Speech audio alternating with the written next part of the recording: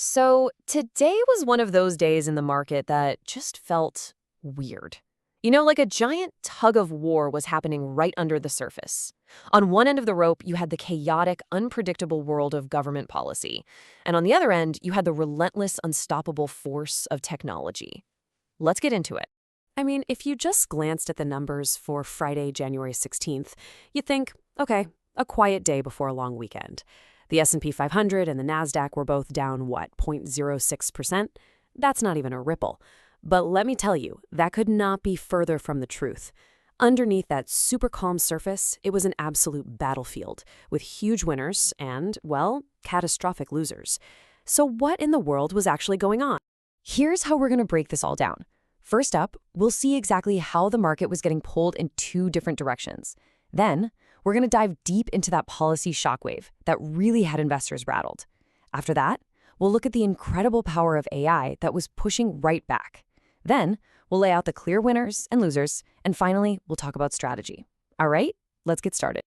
To really get what happened today, you've got to ignore those headline numbers. They're a total smokescreen.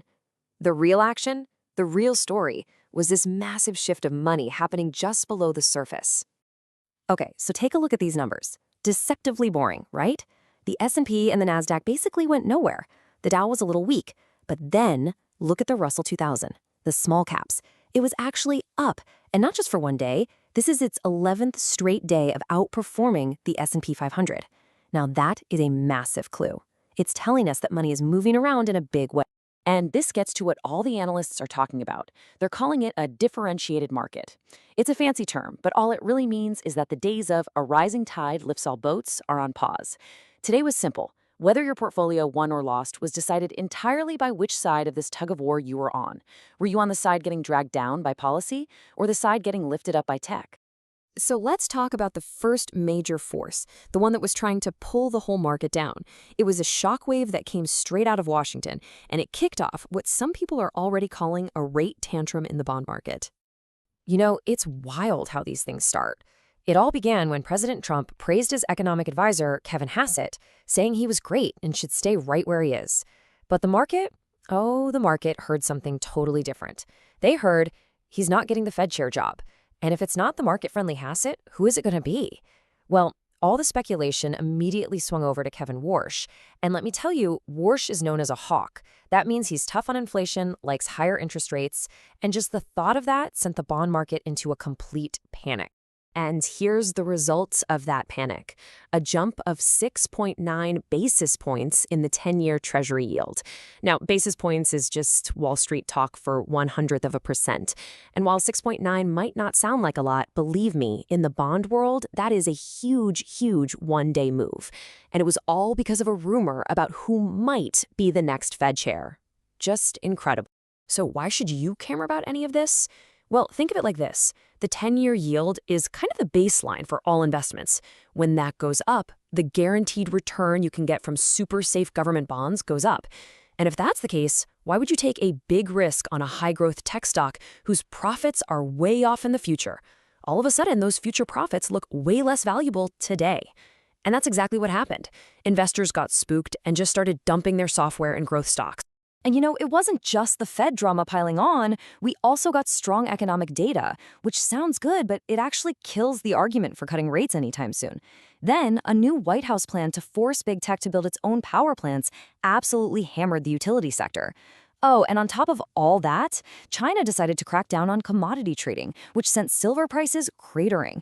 It was just one negative headline after another, all driven by policy. Okay, so with all that negativity, you'd think the market would have tanked, right? But it didn't. Because while policy was pulling everything down, there was this other, unbelievably powerful force pulling right back up. And that, my friends, was the AI story. Okay, so before I show you the next slide, we need to talk about something called an internal signal. It's pretty simple, really. When a real insider, like a CEO or a board member, takes millions of their own personal dollars and buys their company's stock, that's the loudest signal you can possibly get. It's them screaming from the rooftops, "We know something good is coming." And that brings us to this, $7.8 million. That's how much stock in Micron Technology one of their board members just bought. But here's the kicker. This wasn't just any board member. This was Mark Liu, the former chairman of TSMC. Yeah, only the most important and influential semiconductor company on the planet. When that guy makes a bet this big, it's not a signal, it's a lightning bolt for the entire market. And this quote from an analyst at Mizuho just says it all. Who would dare to short Micron or memory stocks? Basically, he's saying when a legend like Mark Liu puts his money where his mouth is, it's game over for the bears. Nobody wants to bet against him. This was seen as a massive flashing green light for the entire AI chip sector. So there you have it, the two sides of the tug of war. You've got this storm of policy fear on one side and this incredible wave of AI euphoria on the other. They slammed right into each other today. So let's go look at the aftermath. And wow, look at this. It could not be clearer. In the winner's circle, you've got Micron surging almost 8% thanks to that AI buzz. You've got GE Vernova, which builds power infrastructure, rocketing up over 6% because of that new White House plan. Even real estate and the Russell 2000 small taps ended up on top. But on the losing side, Constellation Energy, a classic utility, got absolutely destroyed, down almost 10% because of that same policy. And just as we talked about, the software sector and the Dow got hammered by those interest rate fears. And this chart really just drives the point home. It's so simple. The best sector of the day? Real estate. The absolute worst? Utilities. That spread between the top and the bottom is huge for a single day, and it perfectly captures that split we've been talking about.